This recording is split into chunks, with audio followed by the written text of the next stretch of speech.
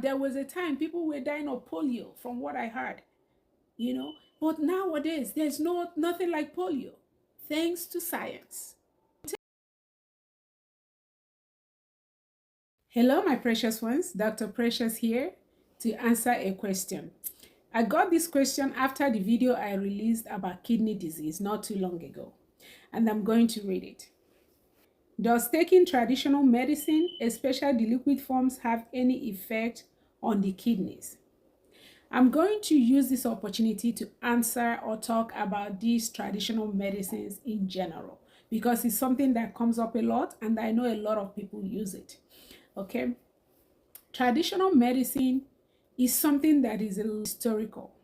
People around the globe for centuries have relied on it to feel good, to cure ailments, and to balance spirit, mind, and soul.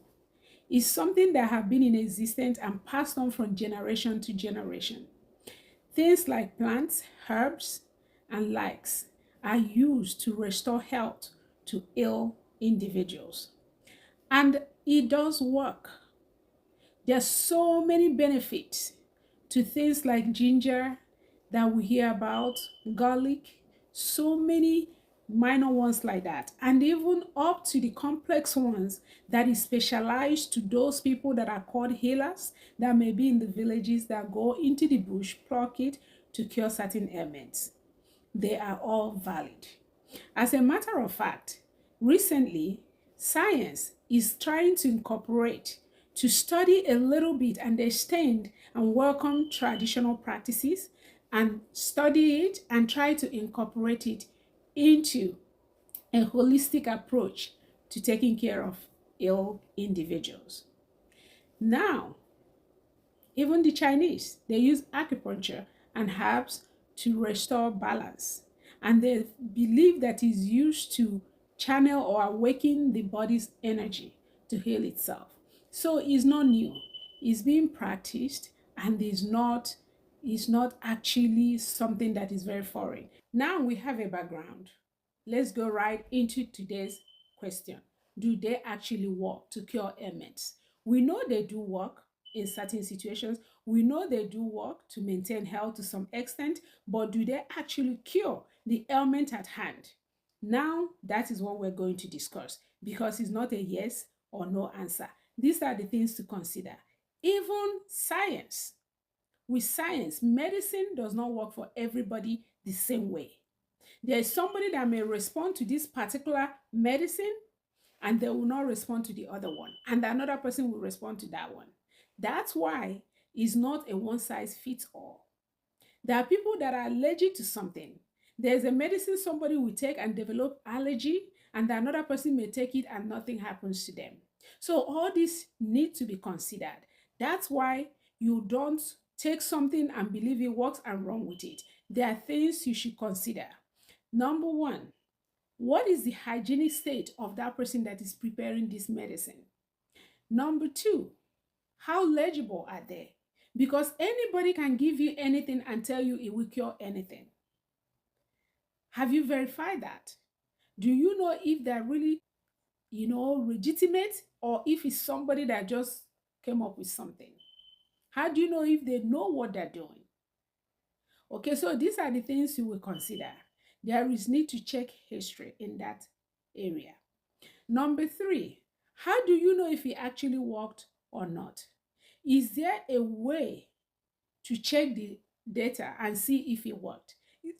Is there a collection of data? Again, that is what it means by saying science is studied and proven, and this is not. So what will I say? Why you're using it? There is need to combine it with science.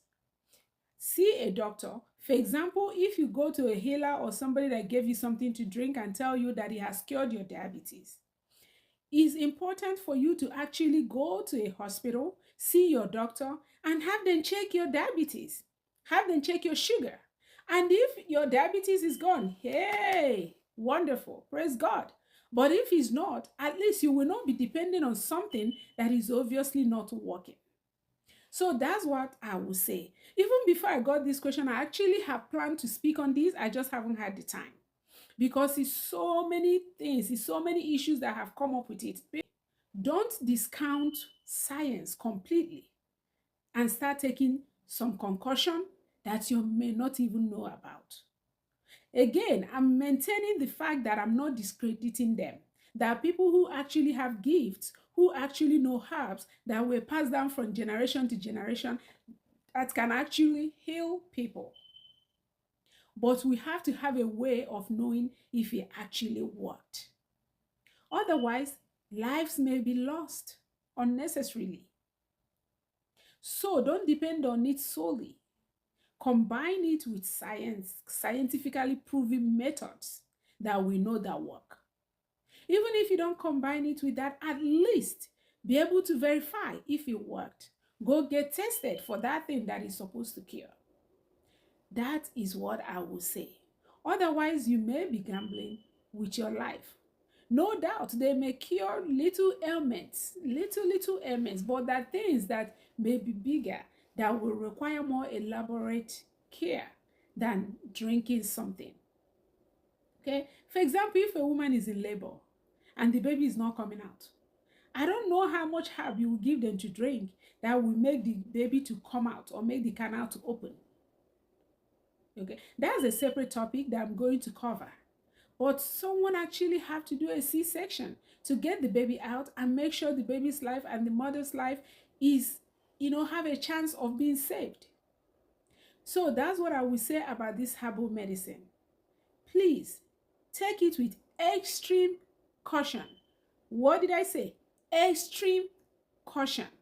And don't depend wholly on it.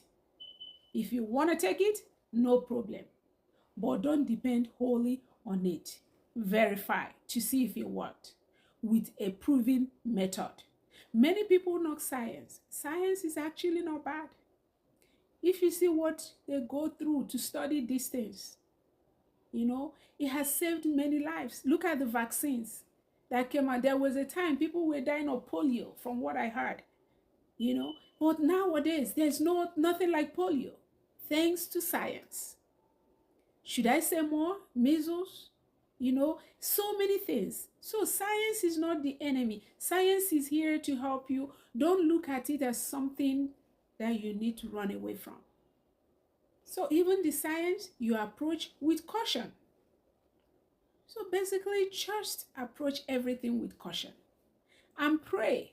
I will not end a video like this without saying the importance of prayer, because there is need for discernment. Discernment will be able to tell you if this thing you're about to drink is actually something that will help you, or maybe it's just a concoction that somebody came up with that is not entirely have no healing power. Discernment will tell you who to go to and who not to go to, because due to so many quacks, that's why people don't trust science. I will tell you a story. I know of a lady that were about to get operated on their breast. This was years ago, before I even started this channel. She called me up. I told them, don't do the operation yet. Get a mammogram first. From getting a mammogram, they found out that it was just blocked ducts, because when a woman have a baby, sometimes they start having these lumps in their breast from blocked duct and congestion of milk production. But if not, somebody would have probably cut on them and maybe did an operation that was not needed. So that's why I'm saying I do understand.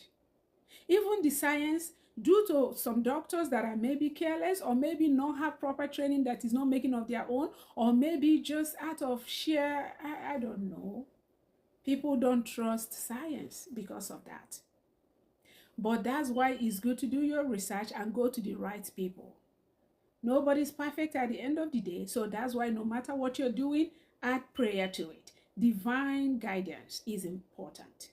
Okay, I hope I have answered your question. Thank you once again for listening. If you haven't liked this video, what are you waiting for now? Waiting. I don't beg you now. Oh yeah, like them. Comment, share. Let's spread awareness. Let's save lives. Okay? What else are we doing? Until next time, God bless you.